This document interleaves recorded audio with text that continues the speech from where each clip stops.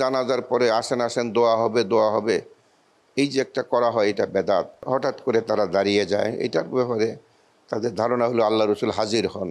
নাউজুবিল্লাহ, আল্লাহ রসুলকে পিউন বলা বা প্রেসিডেন্টকে আল্লাহ বলা এগুলো সম্পূর্ণ অবাস্তব কথাবার্তা। তার হাতে জায়নামাজ ছিল, এটা আমিও দেখছি, কিন্তু জায়নামাজের ভিতরে যে সে লুকিয়ে অস্ত্র নিয়ে আসছে এটা আমি বলতে পারবো না। আমি এই আঘাতে আসলে অখুশি না খুশি। আল্লাহ নবী রসুলগণ রক্ত দিয়েছেন, সাহাবারা দিয়েছেন। এই বাংলাদেশের অন্যান্য বিভিন্ন মসজিদগুলোতে আমি যে আলোচনা, কোরআন হাদিসের আলোকে আলোচনা করি। আর আমার আরেক পরিচয় হলো আমি একজন রিলিজিয়াস টিচার হিসেবে বাংলাদেশ অ্যাপয়েন্টমেন্ট সৌদি আরব থেকে।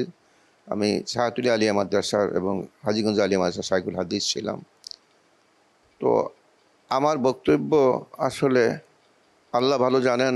আর চাঁদপুর শহরের বা বিভিন্ন জায়গায় বিভিন্ন মসজিদে এত বছর পর্যন্ত যে আলোচনা করছি, আলোচনার ভিতরে আমি কোনোদিনই কোনো সময়ই বিতর্কিত কোনো বিষয় বা রসুলের শানে কোনো নাউজুবিল্লাহ বিতর্কিত কথা কখনো বলিনি।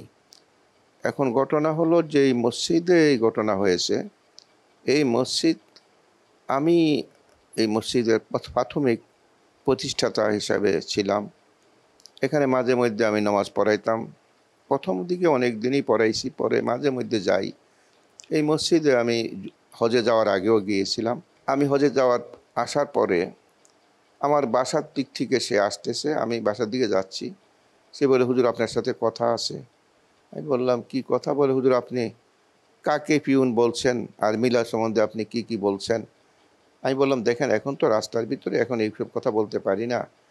আপনি রসুলকে পিউন বলছেন না, নাউজুবিল্লাহ। আমি বললাম যে নাউজুবিল্লাহ, এটা তো হইতেই পারে না। আচ্ছা, পরে আলোচনা হবে।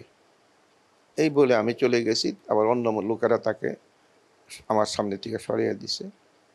এরপরে আমি যে মসজিদে নামাজ পড়াইতে গেছি, ওই মসজিদে নাকি সে নামাজ পড়তো।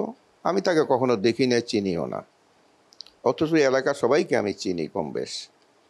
এই লোক নাকি শুনছে আমি নাকি রসুলকে পিউন বলছি, তারপরে কি সব আল্লাহ মিলাদের বিরুদ্ধে বলছি। হ্যাঁ, আমি আপনাদের কাছে, সারা দেশবাসীর কাছে পরিষ্কার বলতে চাই যে আল্লাহ রসুলের মিলাদের ব্যাপারে বিরোধিতা করার তো প্রশ্নই আসে না। আল্লাহ রসুলের জীবনী আলোচনা করা, এটা আল্লাহ নিজেই তো কোরআনে আল্লাহ নবীর কথা বলেছেন। নবীর জীবনী আলোচনা করা, দুরূদ শরীফ পড়া, এটা মিলাদ। কিন্তু মিলাদের মধ্যে যেটা অতিরিক্ত যেটা করা হচ্ছে আমাদের, আলহামদুলিল্লাহ আমাদের দেশের অসংখ্য আলেম ওলামা এটা করে না, কেউ কেউ সামান্য লোকেরা করে, যে হঠাৎ করে তারা দাঁড়িয়ে যায়। এটার ব্যাপারে তাদের ধারণা হলো আল্লাহ রসুল হাজির হন। নাউজুবিল্লাহ, আল্লাহ রসুল তো হাজার নাজের একমাত্র আল্লাহ। আমি এইসব কথা বলি যে আপনারা মিলাদ পড়েন, আলোচনা করেন, দুরূদ শরীফ পড়েন, সব ঠিক আছে, কিন্তু রসুল হাজির হয় এই আকিদা, এই বিশ্বাস কখনো সঠিক নয়।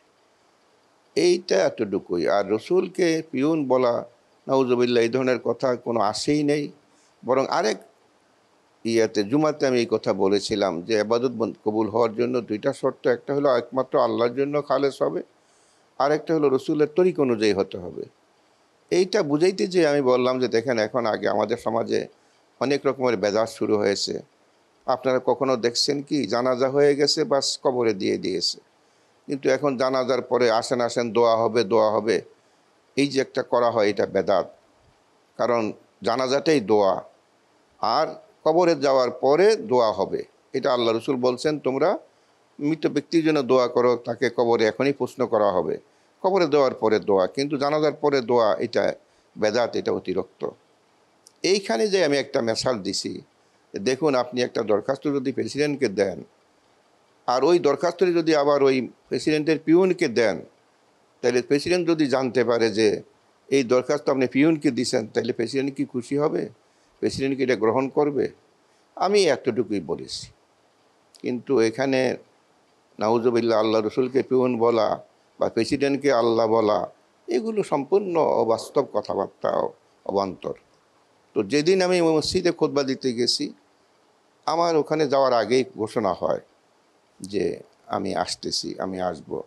সে পরিকল্পনা করেই মসজিদে ঢুকছে। ঢুকে যখন আমি খুতবা দিতে উঠছি, মিম্বারে উঠছি, তখন সে মিম্বারের কাছে এসে বলতেছে যে আমি কিছু কথা বলবো, মিলাদ নিয়ে কিছু কথা বলবো। তখন মুসল্লিরা প্রথম বাধা দিছে, সে মানে না, তখন আবার কমিটির লোকেরা তারে সম্পূর্ণভাবে ওখান থেকে সরিয়ে দিছে।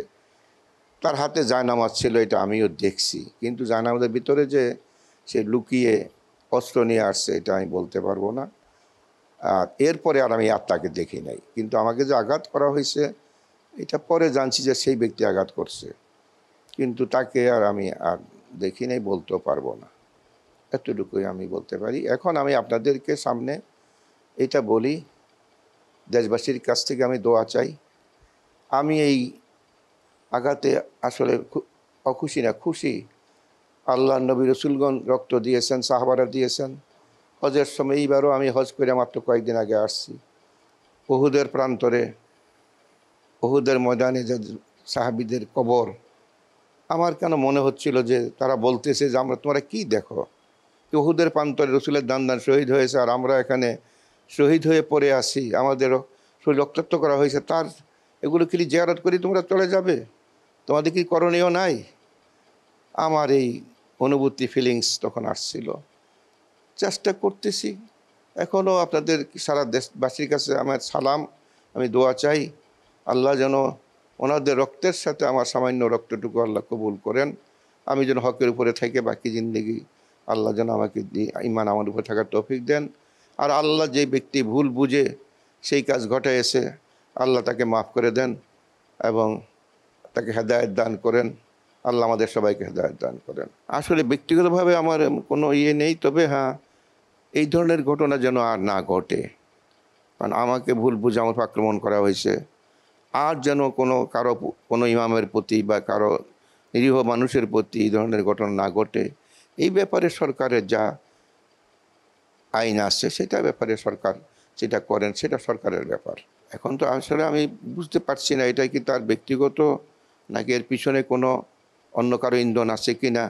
এগুলো যেন, যদি ব্যক্তিগত বা অন্যদের কোনো ইন্ধন থাকে তাহলে সেগুলি ব্যাপারে ইনভেস্টিগেশনের মাধ্যমে যেটা করা সরকার ভালো মনে করেন, প্রশাসন ভালো মনে করেন, সেটা করবে।